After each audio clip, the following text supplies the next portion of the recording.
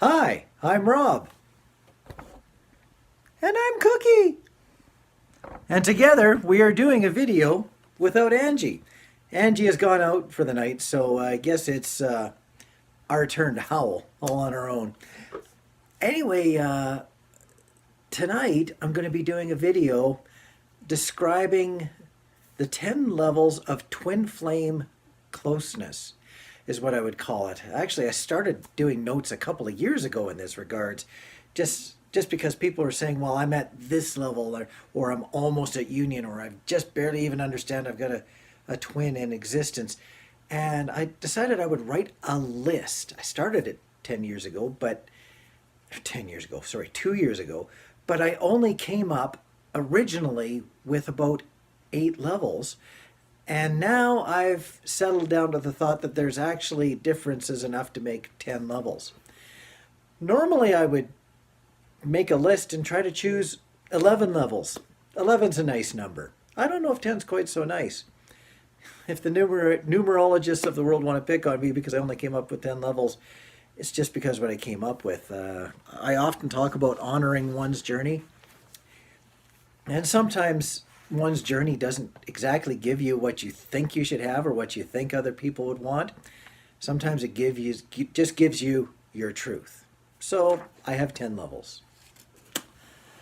The first of the 10 levels that I'm going to call is level 1, where one of the twins is incarnated here on Earth, you know you exist, and the other is in spirit. This one level could be subdivided out numerous different ways. There are some people who had a twin and their twin has gone back to spirit, and they still have forms of 5D communication with them. That's not as rare as you think. Many twins actually express that when they're in that situation, that they still have contact with the dearly departed. There are some, though, that realize that they are in touch with an entity that is just like themselves, and yet they have never met this person because they're not a person yet. They're sure that they have a twin, and their twin is in spirit. That's fairly rare. Most people don't go out looking for the definition of somebody who is in spirit while they are living without stepping far beyond the thought of guardian angels. I use that term. I'm going to use it many times, likely. The thought of guardian angels. In fact, after I'm done the 10 levels, I am going to talk a little bit about guardian angels, just strictly from my point of view, because I do have some feelings that sometimes a guardian angel is a twin who is not incarnated, still helping. It's another form of communication. So, yes, 2 styles of step 1. One twin is living here on Earth, and the other one is not. The other one's in spirit. Level 2. Both twins are incarnated, but on different 3D planes. Not every time that someone is detecting someone who is like a spirit that is not on Earth, not every time does it feel like that spirit is also incarnated. Possibly here on Earth, but also possibly somewhere else where living in a dense area, like a 3-dimensional world, can also exist. Let's just call it another planet to keep it simple. So level 2 is both twins are incarnated, communicating in 5D, but on different 3D planes.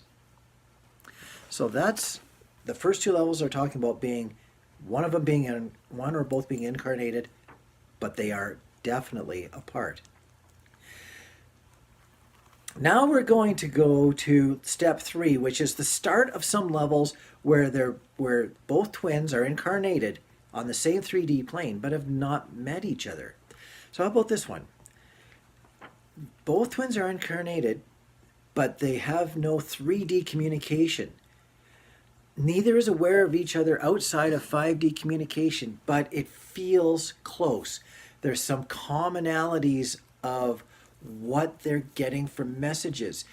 Let's say when the world goes under stress, they both seem to communicate more. Now, a lot of times this communication is one directional. One is receiving signals, communications, where they receive the communication, but they don't actually realize that they're sending communication. Yet the twin on the other side is thinking the same thing. Someone's talking to me. Someone's passing me messages all the time. When things are calm, I don't hear from them. And when things are busy, I hear from them all the time. But they don't realize that they're transmitting back. There are some people who get that feeling that someone is close, but they've never met them. That would be step 3 in the levels as I'm describing them. Step 4, one of the twins has knowledge of the existence of a living divine partner, but they cannot identify who that person is. Usually the other partner is completely unaware of the bond, or at a minimum feels something that they cannot define. This is where we start to get differences in the spiritual advancement, I'll call it, of twins who have not met. One is a little more aware, maybe a little more awake. Hey, there's definitions that need to be gone through too. Awareness and awakeness. I'll maybe make that a tangent after this point. One twin definitely feels the other. They know that they exist, but they're not feeling like they can communicate back the other way, even though they are aware or awake enough that they know that they could be able to. But they're definitely receiving messages from the other twin. But the other twin is talking and communicating or sending sensations in such a way that they realize that it's only really being recognized in the 5th dimension. Step 5. Both twins have knowledge of a divine bond, but who the other is still a mystery. There's been no communication in 3D. This can be easily confused between communication with your twin and communicating with a guardian angel. So you call this two-way, not just one way, but two-way communication, where they still haven't met, but there's literally more than just conversing about what's going on in the world around them. There is either sensations or realizations that there is a conversation capable of being happening. One will send a feeling or words or thoughts, and would even call it a prayer, and then it will be answered either through actions or thoughts or words or prayer. This is where sometimes, going back to the guardian angels, where one feels like they're communicating with an entity that is likely not their twin. Usually people who are feeling this haven't stepped into the research enough to realize that they have a twin. They only realize this after they have discovered twins and how twins can communicate. So oftentimes this is described as being in touch with a guardian angel. So if you feel like you've been in touch with a guardian angel, but you're just starting to learn about twin flames, maybe give it a thought that it's actually communicating with a twin, someone who you are very, very close and in touch with.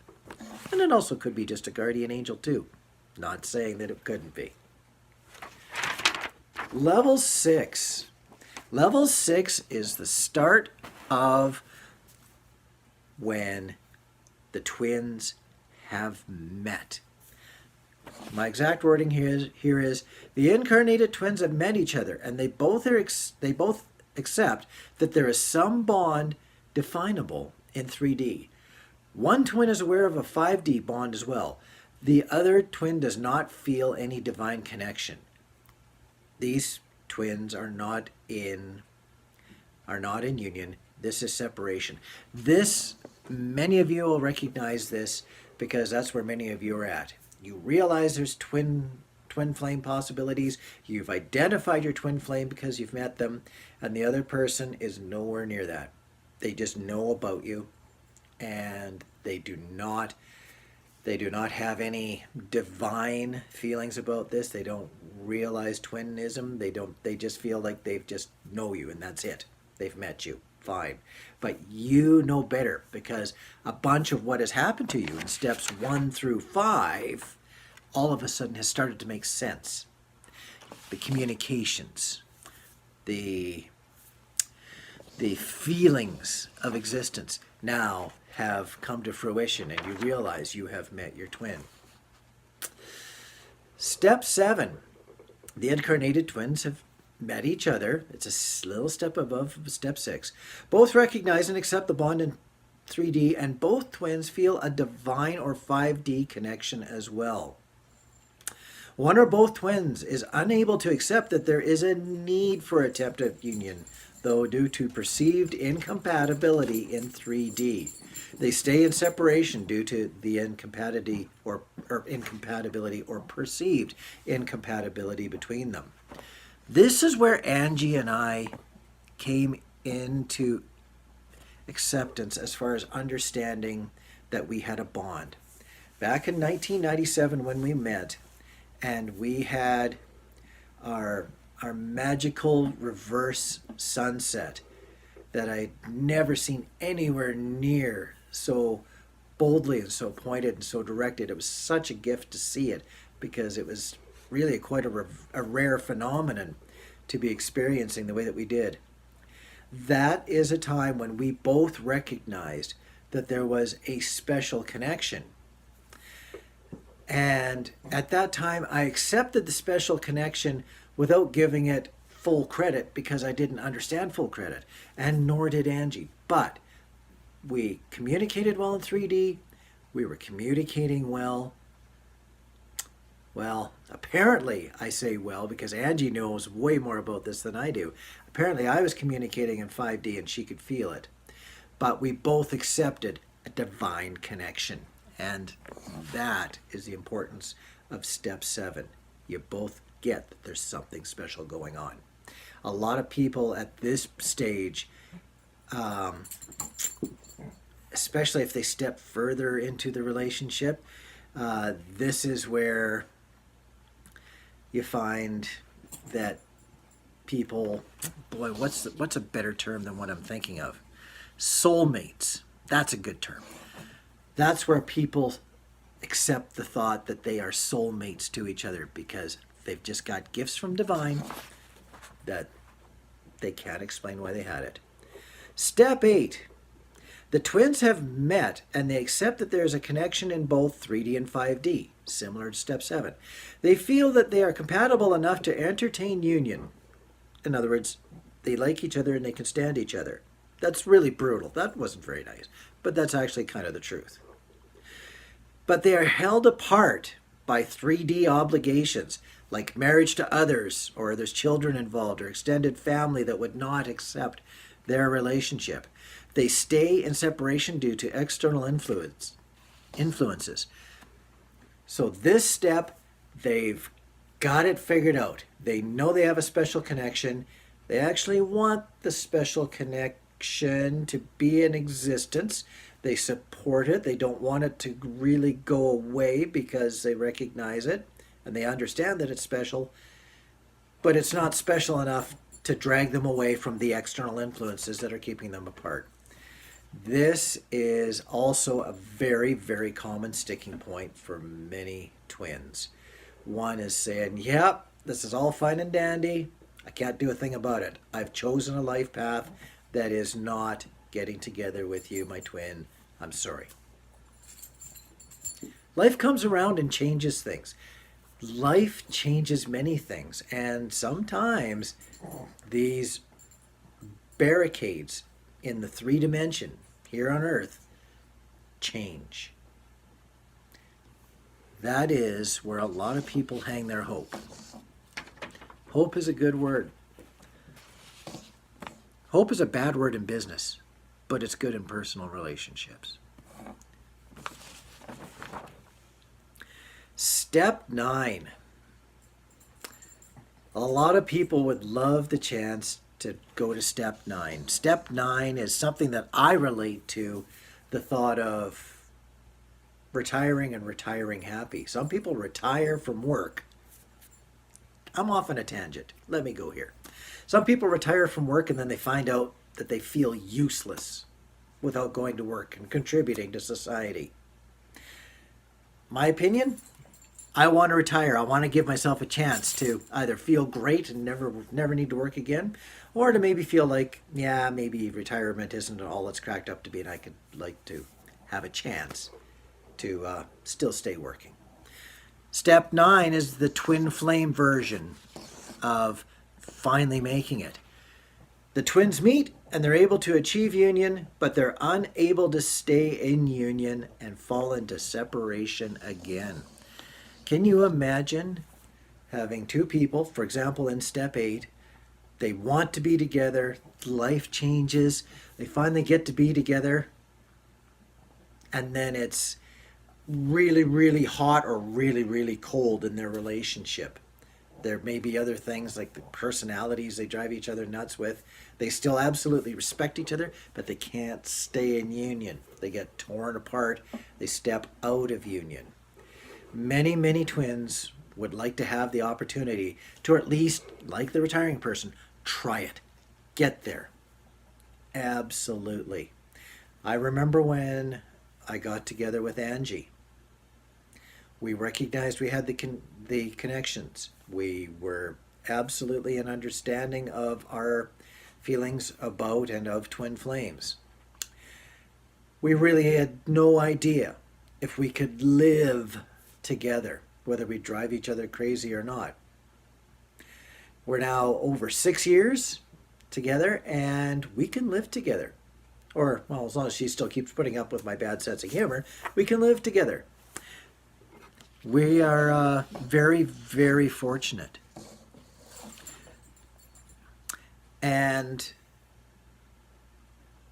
I would say that under all circumstances, if you have a chance to get together with your twin and at least feel having that connection around you all the time, full time, if you're scared of it, try it. If you crave it, I don't have to encourage you. You're going to try it if you can. But for those that it works for, it's amazing. You would never, ever think of anything that could ever separate you if it clicks and works. Wow, it's truly like the till death do you part. And that only separates you in 3D because you're absolutely convinced that 5D will still continue on. Step 9, it's a beautiful step. If you can get there, go there. Step 10, union. Union that lasts. I don't need to say a whole lot more on that. I really delved into that when I was talking about step 9. So from beginning of just basic awarenesses of 5D, the first 5 steps, really a person doesn't realize that they're actually in them until they hit steps 6 and 7 and start becoming more aware of how twin flameism works. Then they get to look back and go, oh, that's where I'm at. But sometimes, you meet people when you've figured out steps 1 through 7 or 1 through 8 or 1 through 9, even 1 through 10. You meet people in their lives where you go, boy, you're really talking like someone who's in step 1 through 5. And yet you have no idea what you're on the verge of possibly discovering. So steps 1 through 5 are often what you see in others after you've had a chance to figure it out in yourself. Steps 6 through 9 are the steps where most of us are at. We've come to a realization that we're somewhere in the realm of connection. Step 10, union. Amazing. Truly amazing. So awareness and awakeness. Now I'm going to go off on a couple of tangents just for the end of this video. One's on awareness and awakeness, and the other one is on guardian angels. I actually have notes on this. The awareness and awakeness, I didn't really write much for notes, so I'm just going to wing it without reading anything. People interchange those terms, but I like to keep them very separate. A, a person can be aware of spirituality without being awake enough to be able to embrace it internally as being something that is working for them. You can be aware that, let's say, other people have connections with divine beings, be it a twin, a guardian angel, some other form of spirit, but you are nowhere near that yourself. You're not aware enough to be able to practice what other people apparently seem to have an ability to do. Oftentimes, it's a difference when people are aware without being awake. They can be aware of being able to communicate with dead people, so they contact a medium who is both aware and awake enough to practice mediumisms for the people who aren't awake enough to be able to communicate on their own. So awareness and awakeness, to me, are very different.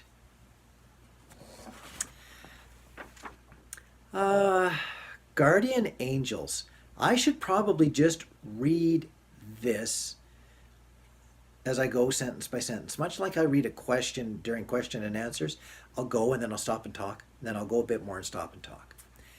If you have a twin, you will be able to know that they exist.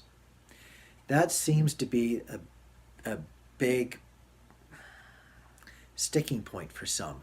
But if you have a twin, because the twin is actually trying to support one set of learning through multiple experiences, usually it's at the same time.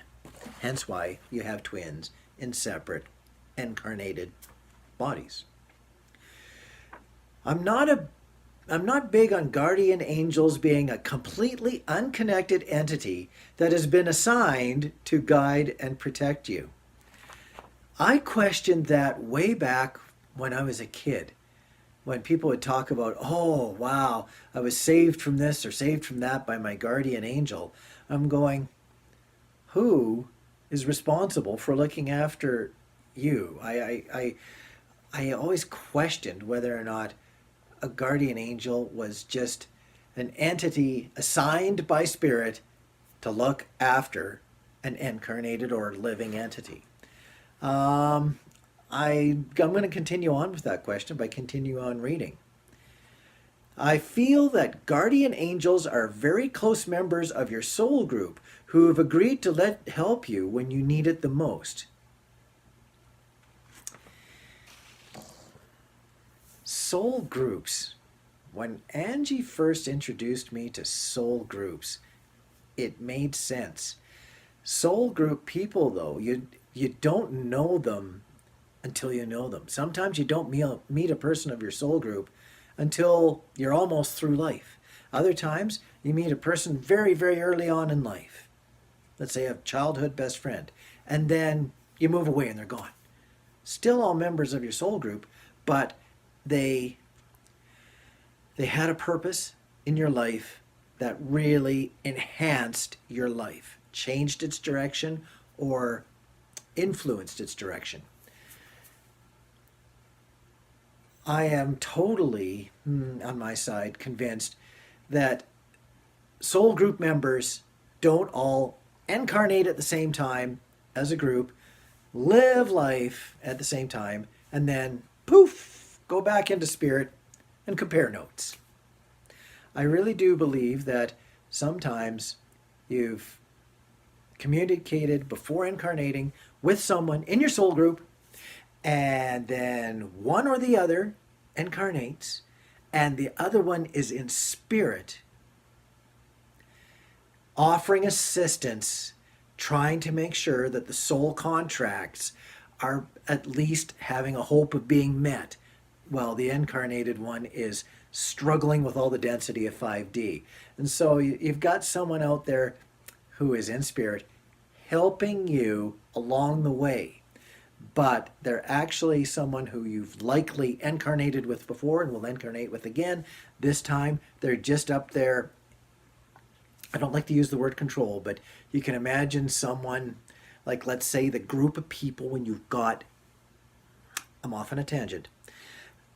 When you're at a concert and you've got the performers up on stage and you got the people with the big soundboards in the back of the floor section of the stadium that they're playing in, they're making sure all the sound levels are right and everything's moving along nicely.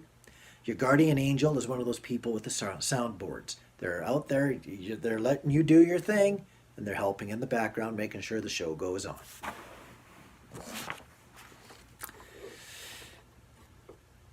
Oh, my next part of my note is, this does not mean that half of a soul group is incarnated and the other half is an agreed guardian angel. Angels in spirit can help at incredibly high speeds due to the lack of density in the higher dimensions. It is likely that one guardian angel can help many incarnated souls that have a common path through their interactions and learning. Yeah, so much for the person on the soundboard. They're not on the same dimension. They are able to buzz around, ignore time almost completely, and they can freeze frame things. They can be many places at once. I really believe that a guardian angel could be helping all of a soul group if it's their turn to be on watch, because they are able to move so much faster in the higher dimensions so that they can help individuals so quickly that they don't even realize that they're being helped separately. Or maybe as a group they're being helped as a total group. I don't want to say who knows. It's my belief. Due to a guardian angel incarnating, your guardian may change during your lifetime. Football term, handoff. Oh, it's my turn to incarnate. Here's what's going on down there. Here's the football. It's all yours. You can look after him. It's your turn. Then your former guardian angel incarnates, and possibly you get a chance to meet them in 3D. It's a nice thought. I'm really quite happy with that. I could also entertain that a soul can be simultaneously multidimensional. I don't know if I've ever typed two long words like that together. I'm really glad I got to say that once in my life. Simultaneously multidimensional. Therefore, capable of being incarnated and a guardian angel at the same time. It's funny how you write things sometimes and you go, yeah, I get it. And then you sit here in front of the video and you go, I don't get it. Oh, man. I have to admit that. Once in a while, you just got to stay in your truth. That would actually be, and I now remember my thought, is twins. You have a twin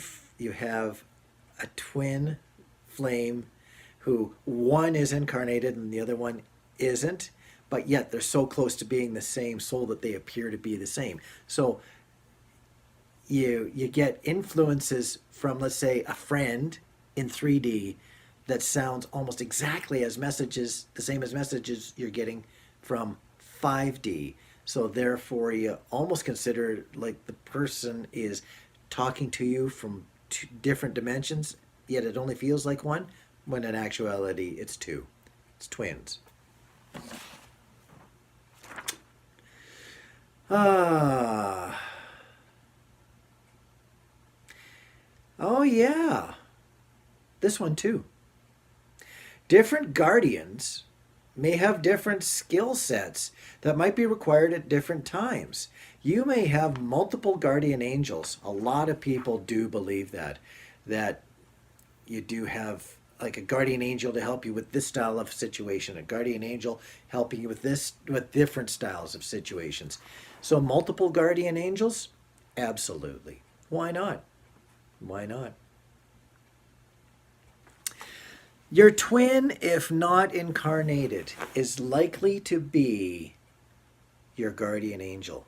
Your twin has probably the best vested interest in helping out the incarnated soul, its twin, succeed in learning. So if you feel like your twin is not incarnated, or if you know your twin was incarnated and is now passed back into spirit, sure, why not? Why wouldn't your twin actually be your guardian angel as well? I am out of notes. This has been a lot of fun. I lost Cookie along the way. I guess she didn't have a whole lot to say. That's been my spiel. I'm very happy to have finally have done this. And we will catch you later. Have a good night, day, week, month, all depending upon when you're catching it. Bye.